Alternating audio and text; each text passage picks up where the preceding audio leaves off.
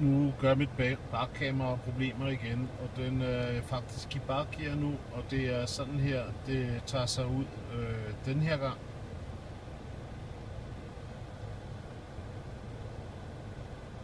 Så et eller andet er der galt.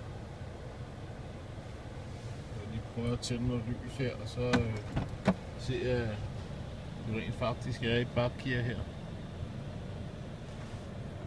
Og så kan jeg jo se om tage den ud af bakgear, og så tilbage i bakgear. Og det gør en forskel. Det gør det så ikke.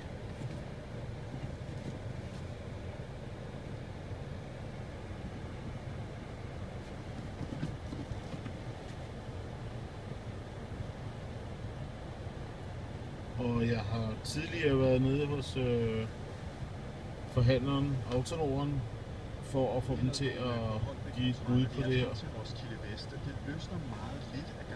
Og de kan ikke finde noget. Og ja. Så er inde og se til, når det kun er periodisk. Nu kan jeg prøve at slukke tændingen en gang. I Herlev Hospital, det kører fint og uden problemer. Sådan der. Og så kører vi lige en gang til. Bunden over. Og så ser om det har gjort en forskel.